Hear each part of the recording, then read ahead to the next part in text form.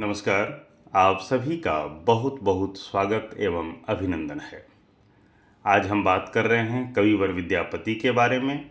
हम सभी कविवर विद्यापति के बारे में बाल्यकाल से ही परिचित हैं। आइए कविवर विद्यापति के कुछ महत्वपूर्ण उनकी रचनाओं और उनके साहित्यिक योगदान को समझने का प्रयास करते हैं। और सबसे पहले कविवर विद्यापति का एक विशेष परिचय पाते हैं कि कविवर विद्यापति भारतीय मध्यकालीन साहित्य के ऐसे महान कवि हैं जिन्हें मैथिली साहित्य का शिखर पुरुष माना जाता है। उन्हें मैथिली कोकिल की उपाधि प्राप्त है। वे केवल कवि ही नहीं बल्कि इतिहासकार, दार्शनिक, राजनीतिज्ञ, समाजशास्त्री और धर्मचिंतक भी थे। यूपीएससी एवं अन्य प्रतियोगी परीक्षाओं के दृष्टिकोण से विद्यापति का महत्व इसलिए बढ़ जाता है क्योंकि वे भारतीय इतिहास के उस संक्रमण काल का प्रतिनिधित्व करते हैं जब संस्कृत की शास्त्रीय परंपरा और क्षेत्रीय भाषाओं का विकास साथ साथ हो रहा था। उन्होंने संस्कृत और लोक भाषा के बीच सेतु का कार्य किया। विद्यापति का जन्म 1350 ईस्वी में वर्तमान बिहार के बिस्फी यानी जो कि मधुबनी में माना जाता है। उनके पिता गणपति ठाकुर मिथिला के राजदरबार में उच्च पद पर कार्यरत थे।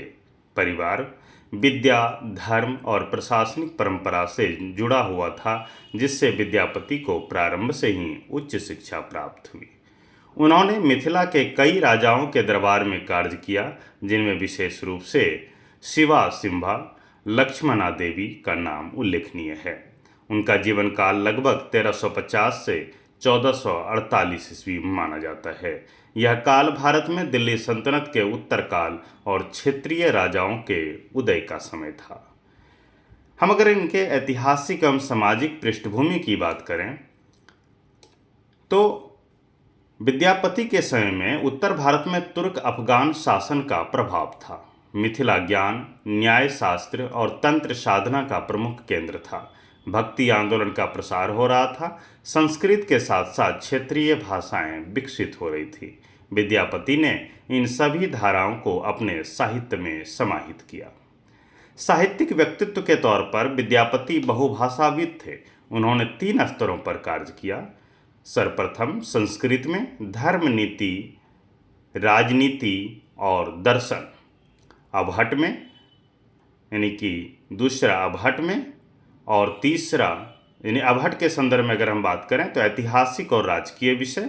तीसरा मैथिली में भक्ति, प्रेम और लोक जीवन।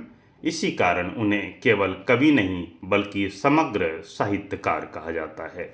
साहित्यिक योगदान के संदर्भ में अगर हम देखें तो साहित्यिक योगदान के संदर्भ में हमें विद्यापति ने मैथिली को साहित्यिक प्रतिष्ठा प्रदान की। उनके पदों में राधा कृष्ण प्रेम, विरह, श्रृंगार, भक्ति, लोक संस्कृति का अद्भुत समन्वय मिलता है। उदाहरण के रूप में सखी है हमरो दुख नहीं और यह विरह की भावनाओं का उत्कृष्ट उदाहरण माना जाता है।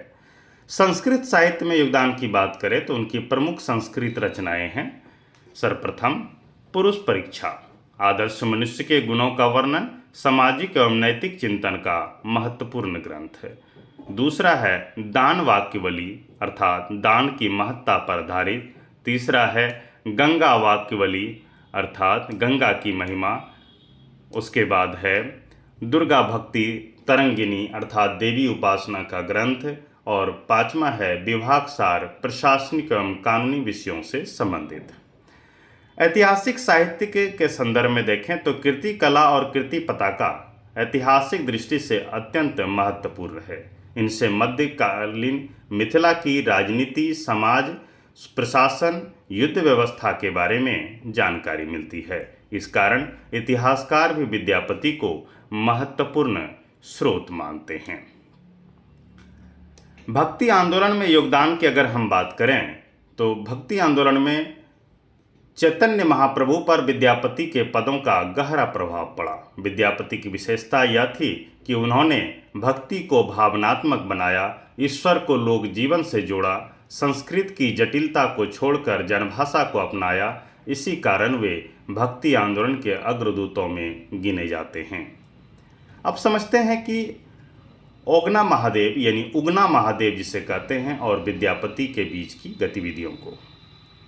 उगना महादेव टेम्पल यानी कि मंदिर से जुड़ी कथा मिथिला की सांस्कृतिक स्मृति का महत्वपूर्ण भाग है।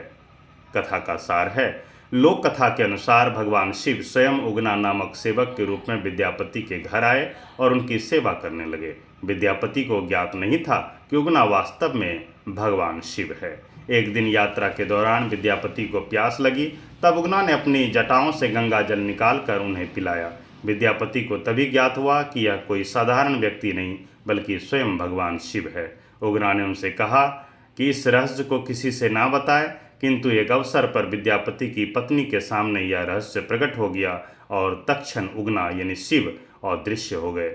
इस कथा का सांस्कृतिक महत्व के संदर्भ में अगर हम बात करें तो कई सारे पक्ष हमारे बीच मौजूद हैं। यूपीएससी के दृष्टि से अगर कुछ महत्वपूर्ण बिंदुओं को समझने का प्रयास करें तो यह ऐतिहासिक तथ्य नहीं बल्कि लोक परंपरा एवं धार्मिक आस्था पर आधारित कथा है। मिथिला में शिव भक्ति और विद्यापति की लोकप्रियता का प्रतीक है।